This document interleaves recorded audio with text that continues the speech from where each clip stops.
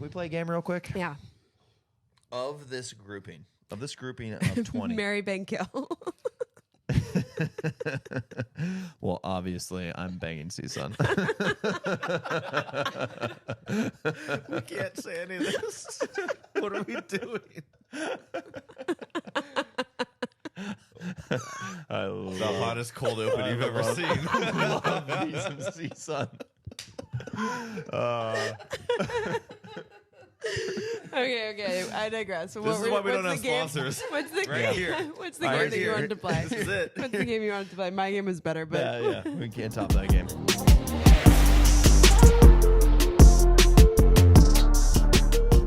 welcome to episode 2 of season 2 of the Coaches Group Chat. No. I'm here. I'm here with Chad Gordon and Matt Houlihan and Bob and Bobby. Woo! And everyone's drinking. Season 2, we got double the budget for producers this year. It's huge. Yeah. It's huge. Big step up, round 2. Can you let Jackson up on his bed, please? He wants to get in here. He's gonna give you he's giving you another chance this week. That's really nice of him. Yeah, I know, right? What's up, dog? Okay, night 1 of Ball State Stanford. We all went. Yeah, Ball State, high hopes. We already talked about this. Yeah. They're my MIVA preseason. My MIVA prediction for champs. You guys have them top 3 probably. Sure, but we have Sure. Loyola. We have Loyola. Yeah, but you got Loyola. I know. My initial reaction was I thought Stanford was in control of night 1 also, and they kind of snatched defeat at the end of set 1 and set 2. From the jaws of victory. From the jaws of victory, yeah. And that showed in night 2. They were a little bit more stable and they kind of were in control the whole way. And it wasn't they didn't overpower them on the serve. They just kind of got them off the net. And Ball State, I think, has 3 good pins, but each night there was one of them that wasn't on. And then night 2 of them weren't on. And so that very quickly kind of crumbled for them. Did you guys have any observations? I was so underwhelmed with Ball State, but I thought I was going to be, so maybe I just set myself up for it. Okay.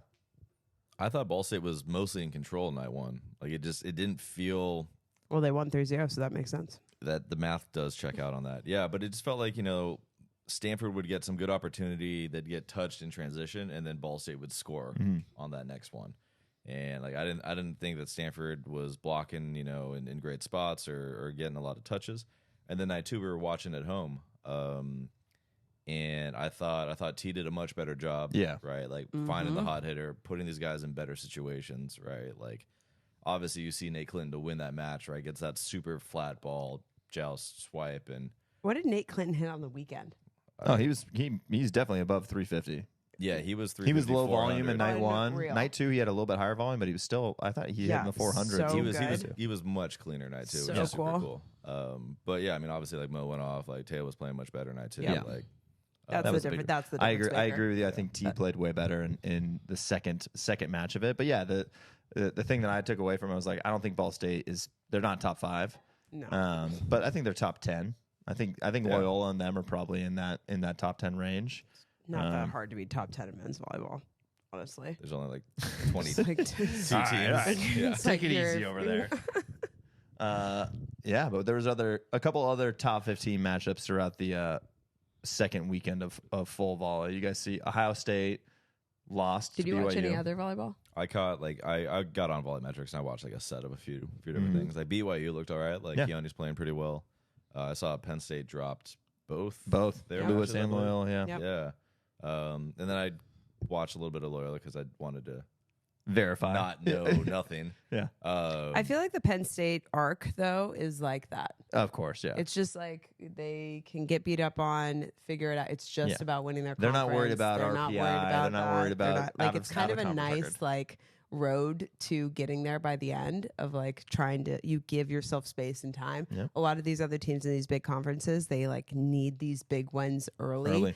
And they're not polished enough yet, and it's such a high pressure situation so early in the season. Penn State's just like, we Pat's gotta- like, I've been here. Yeah, I've been here for so long. I've done this for literally decades. Yeah. And all I need to do is win At the 3 end. matches in a row at the very end, and I'm into the tournament. Yeah. it's kind of how and- it should be. Yeah. And he gets. No. Who he needs gets a his- regular season? Just practice for 4 months, then play 3 matches and go. We'll Exactly. do it for real. Yeah. He knows how to work that scenario, no doubt. So yeah, I don't read too much into Penn State losing early, but Yeah, that I would say they certainly didn't look hot, but that was not really. that was Penn State last year early too, and they were in the tournament at the end, right? Yep. Like that's how it goes. We'll see. That was Any other big games, or was that? No, I mean everyone else kind of just held Yep. seed as is. No one else really had a big matchup. I thought that the Stanford games were well attended. I thought that there was a good amount of people there for both nights. We got UC Irvine. Stanford is the next one. That'll be a good matchup. And then we have Ball State is taking on BYU Sorry, you're saying at home is the next one for Irvine. for Stanford? For Stanford, I think so. I think it's at Stanford. Because obviously they're going to be at a specific tournament this upcoming week. Oh yeah, excuse me. Yeah, that's 2 weekends from now. Yeah, they're going to be at the First Point Collegiate Challenge, which will have Ohio State, Penn State, and UCLA, And Stanford. and Stanford. So yeah, 4 matchups, 4 good high quality matchups there. The UCLA Penn State match got picked up and will be nationally broadcast on ESPNU. So some high level competition getting it shown, and obviously it's an event that we have been to a few times now. That's coming up that just keeps getting better every year. I think they've done a really nice job iterating that event and making it a showcase. When it was first started, it was men's volleyball, but lower level, and they've gotten legitimate teams into the building now, and it's a full on show. And they've done a great job showcasing the top podcasts, around the volleyball 100%. the ecosystem voice as well. of the First Point Challenge. Chad is- Gordon is the voice of the Chad. First Point Challenge. In my same sweatpants and Yeah. socks, as you may be Yeah. familiar with. the official feet. foot of the First Point Challenge. Oh, Damn it, Bob. I wish we were going, I do too. to be honest. We tried to go. We It's wanted not to too go. late. Well, and we'll get there. we'll And get that there. segues us. And Yeah. that segues us We into will our get next there. topic. Yeah, it's the reason we are not there. We actually looked into it before we got through the start of the season for club volleyball. I reached out to the Litskis and asked about getting to this tournament, bringing our teams because it's so much fun. It's such a great environment. And then I quickly realized after sending that text that it's the same weekend Weekend as as the SoCal SoCal Cup tournament in Los Angeles, which is obviously typically speaking, a just required attendance event for us. You have to be at that event. You have to be at the tournament in LA. You got to be in that SoCal event in January. We've got multiple professional women's volleyball leagues starting up their seasons. Love versus PVF. We got this is like a classic AFC versus NFC NFL battle going right here. Love versus PVF. PVF in its second season. NFL? Huh? What'd you say? AFC, NFC? Yeah. AFL, That's AFL. a NFL, legitimate, okay. Did you not watch the NBA documentary called Semi-Pro? Come on. I thought Will Ferrell was basically in this club at this point. Come on, guys. Killing me here. He's in another club. All right, ELE, huh? Well, yeah, we got a lot of women's volleyball, and there are people picking sides on this for sure. Of course. Where do you guys stand on this? What are your thoughts on Love versus PVF? I love it. It's a battle of good versus evil, and we don't know who's good and we don't know who's evil. TBD on who's who. We don't know who's anybody. We don't know yet. Yeah. I think that I have been like this and this on it the entire time. Like I have swung back and forth. I will say that both of them have reached out to me and have wanted to partner on content or different things. And I have not chosen sides yet. I haven't really. I'd love to hear you make the case for each other. Can you make the case for PVF to start? Yes, based off of the start of both of them this year. Yeah. Or based off of Just the in entire. general, like if you were going to make the bold man. case for PVF. Bold case for PVF. They just had the largest attended professional women's sports game in the country in Omaha with their season opener with like 13,000 people, 14,000 people there. So they like are tripling the numbers of Love right now. With ticket sales, they've also had a year to be able to do it, and they're in hotbeds around the country where girls volleyball is growing majorly. PVF has named their teams like normal professional teams are named, like the Omaha Supernovas and the Atlanta Vibe. Orlando Valkyries. I don't love any of those names, and I think that they all kind of suck, but whatever. But at least it's not trying to reinvent the wheel with love Omaha and love Salt Lake City and like that to me doesn't make any sense when we're with a professional team and you don't have like a standard like city name and mascot. Like I don't think we need to reinvent the wheel. What are you getting? What are you getting behind with the mascot? Yeah, like or the team. Yeah, I just don't love that. I don't love that it's yeah, ha ha ha. Yeah, I don't love that. PVF has leaned a little bit more into the very collegiate style, right? Like they take a lot of the kids that just graduated from those local colleges. Kids. Yeah, for sure. And they're pulling them into those pro teams as well, which Love does also, right? They have players for each of those cities that are kind of representing as well. But I think PVF is more staggered in that direction than Love is. Yeah. That reminds me of kind of the NFL strategy as well. Like they were basically, how do you turn college football into professional football? And that was one route, is you just take those players and you maneuver them into a pro environment, but in that same city. So I'm intrigued there. They're both kind of following that landscape. How about Love though? What's your bowl case for Love? They sent me a box. Let's talk about it. Do you want to try a jersey on? No. I'll try a jersey on. Okay. Well, if you didn't know, give me Atlanta for Brian Cook. Atlanta. You want the Love Atlanta, the pink one? Best player of the year. We've got one for everybody. What do we like? Austin. You're the voice of the First Point Challenge. You love Austin, Texas. Is that how that goes? Omaha. Anybody got ties to Omaha? Madison, Wisconsin. Houston. And Salt Lake. We love Jordan Poulter. I can be Salt Lake. Oh, don't put it on. We're not getting paid. What are you doing? Just trying to offer size. You look like you're you look like Lance Armstrong right now. With one more testy. You look like You literally are Lance. you look like you're ready to go ride a bike. Oh my God. We should have given you Salt Lake Ew. with the gold jacket. Yeah. That's Oh my that's a missed gosh. opportunity for you. All of these jerseys look like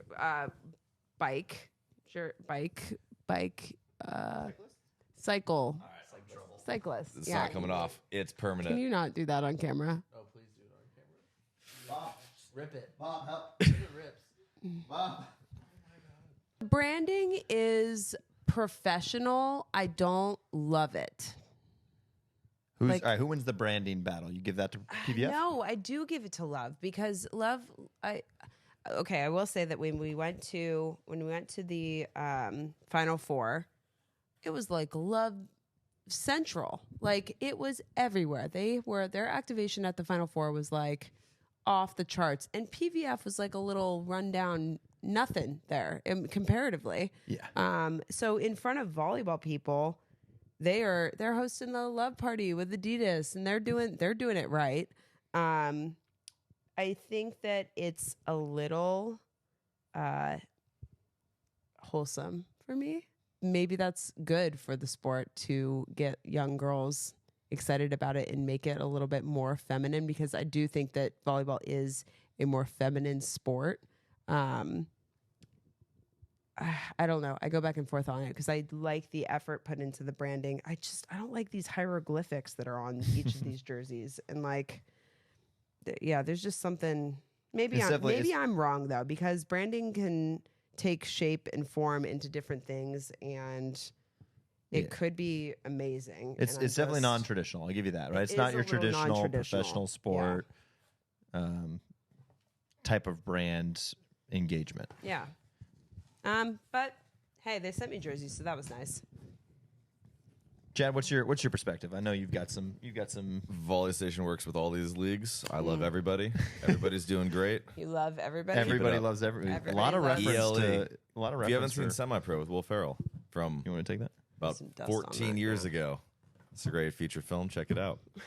No, I think PVF had a great year last year. They are playing in obviously bigger arenas than Love is. My assumption is that's kind of on purpose by both groups. Mm-hmm.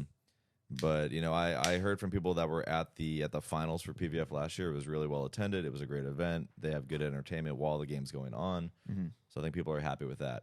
I think to Love's credit, right? League One has gone out and got out like all the stops to get the Olympians. Yeah, they've right? got the players. Yeah.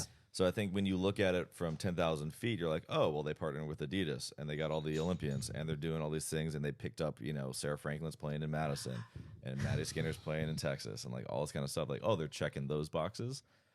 To be fair, we finished week 1 for Love. I watched a match. I thought it was well put on. Obviously, they are working through some week 1 jitters for Lack of a better word. Got it. Back of a letter word. Back of a letter word. It's like with the E and the B. It's a little bit, what are you looking for there?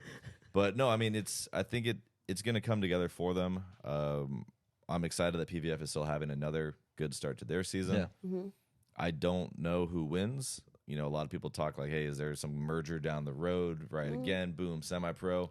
But we'll see. I mean, at the end of the day, more volleyball in the States is a great problem to have. So I'm just happy that more people are watching volleyball. Okay, It's a so win. I will play devil's advocate on one thing with I used to think Love got all the Olympians and everybody from Team USA and they were just like getting the big stars. Mm-hmm. But technically nobody's a star in volleyball.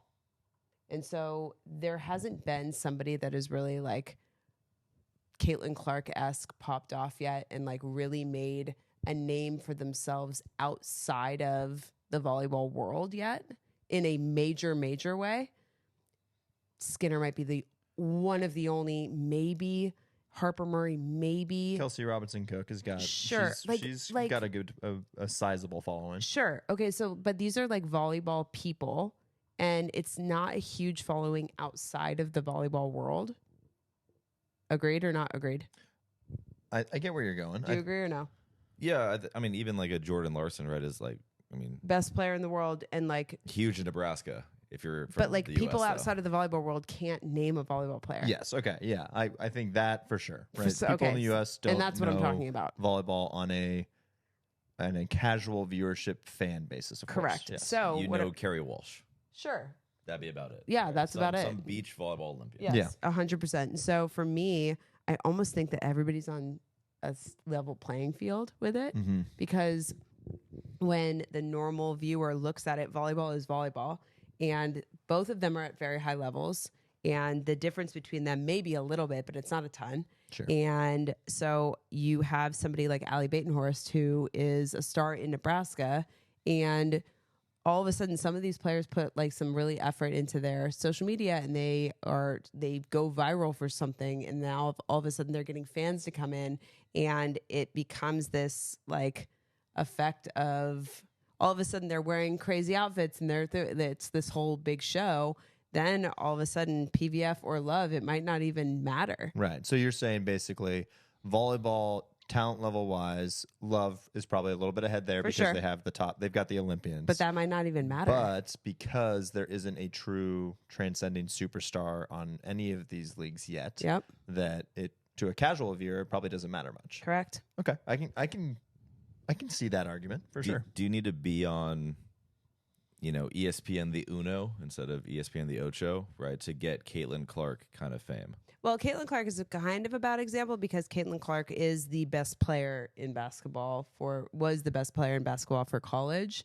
By far, hands down, like generationally, like the best player that has come out of college basketball in a long time. I think that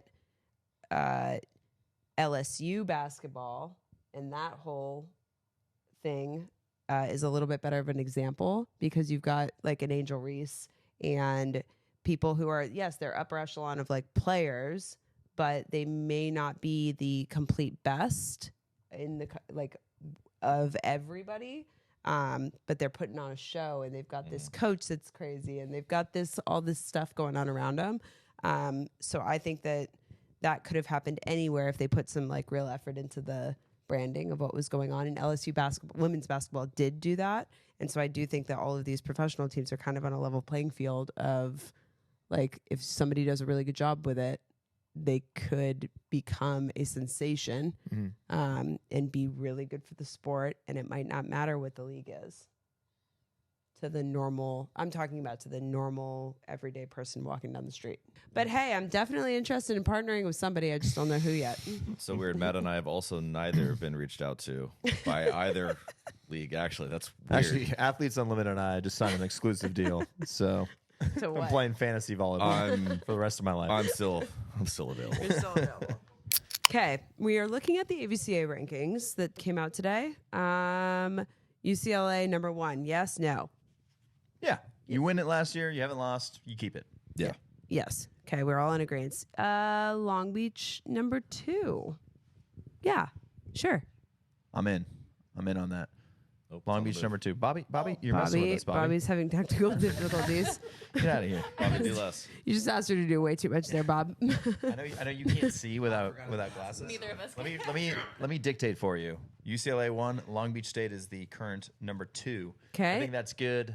UC Irvine is 3. I love that for I agree. Irvine. I think this is right. This is kind of that same topic we had already. There's a juggernauts category. Yep. UCLA, Long Beach, and I'd say Irvine are in those juggernauts. Yeah. Hawaii went 5 with Harvard. They're young. I don't think they're a juggernaut. I think they're definitely in the top. Definitely in that They're top. in that next group. Yeah, they're that next group. No. Yeah, on a 4-point service run. They were going to lose. They were Oh, yeah, they were gonna down 14-11. I did hear that. Yeah, and they came back to snatch that victory. So, Okay, yeah, I so the top 4 is... top 3 is good. yes. Then there's the next group. Yeah, we'll call this the B squad. No, not the B squad. I'd say they're contenders. The These B are the list. contenders. Hawaii at 4, BYU, Ball State. I'd probably maneuver Ball State. Down to 7. I'd probably move USC above Ball Ball State at 6 is wrong to me. Yeah. Yeah, I mean, they got swept. They swept Stanford, and then they got swept by Stanford. I think that's deserving of a further drop than just one Yeah. spot.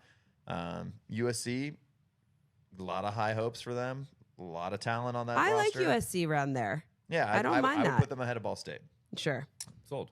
Yeah. Also, that seems so high for... Yeah, Grand we'll Canyon, see. We'll whatever. see. We'll see how Grand long Canyon it goes. beat NJIT. I'm a little. Sorry, are you skipping Loyola? Oh, sorry, Loyola. Yeah, Yeah, Loyola what about raised, Loyola? Loyola raised a jumps few. 4 spots. Yeah, big jump for Yeah. Loyola. Yeah, and I'd keep them. Wait, keep them who right did behind they Ball beat? State. They beat Penn State. Okay, so Loyola gets to jump 4 spots, but Penn State- Stanford... If it helps, Penn State, fell 6. Stanford didn't move much at all. That's unfortunate for Up a 1. 3-0 beatdown of the number 6 team Well, on let's be here. real. If they would have won one of the sets on night 1 and then swept night 2, they probably would have jumped further. think Like that's they'd probably jump Grand Canyon would be my guess. But I think you move both of them into the middle of that a little bit more. Sure. yeah, that would be fair. Grand Canyon. Grand Canyon's a mercurial team for me because there's so much new for Great. them. Mercurial is You a like that? wild word for Mercurial. them. It's kind of like a ghostly figure, Like it could be. They're in the aura. They're in the mists. I'm not sure yet. I'm sure that's exactly what that word means, but I you're. don't think so I either, think you got but- the gist. Fact of it. check me, Bob. Nah. Mercurial. Grand Canyon. I think Grand Canyon was probably the most active in the transfer portal this offseason. They lost a lot. They lost a lot, but they also and then therefore obviously had to gain a lot to replace those spots. So they got guys coming from all over. BYU, Moser, the guy they picked up from BYU, who was an Arizona boy, he went off. He hit 500 Yeah, he's good. with 17 kills or something against NJIT. So I'm interested to see how they kind of gel together. Pep obviously hasn't played yet. Why? I honestly don't know if it was his fires or if they're. I don't know either. That they is start this that week. is odd. I'm not sure either. Pepperdine has had 2 games canceled. But more importantly, CISA and Santa Barbara, both 3-0, smoking people right now. The same as Irvine. And Irvine's at 3? Are you kidding me? It's the NIF factor. It's unbelievable. Can we play a game real quick? Yeah. Of this grouping of 20. Mary Bankill. Well, obviously, I'm banging CSUN.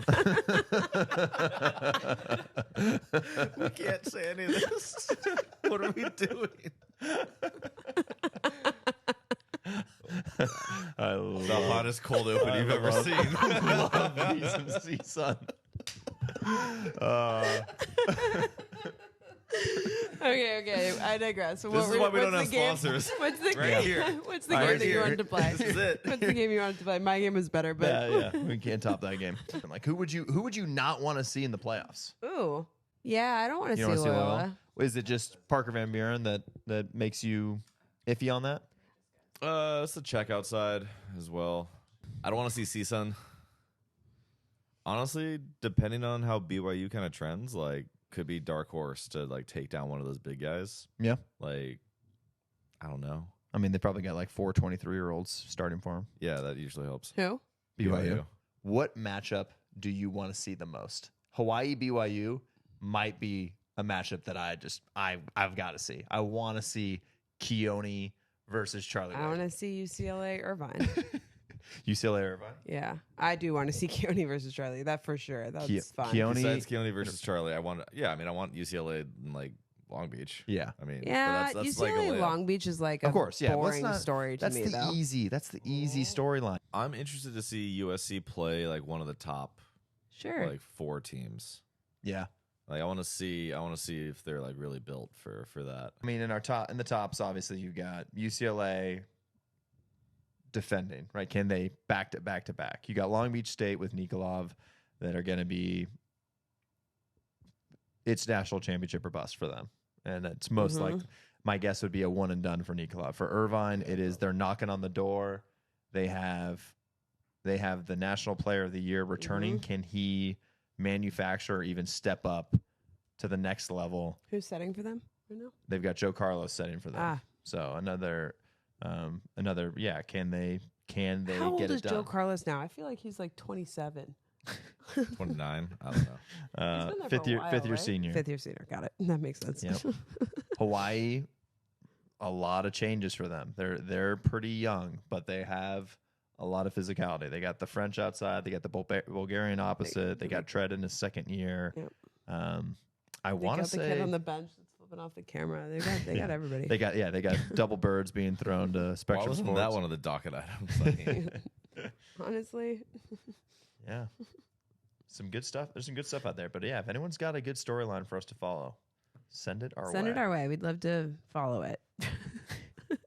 Here on The coaches the group Coaches chat. Group Chat. we suck at this.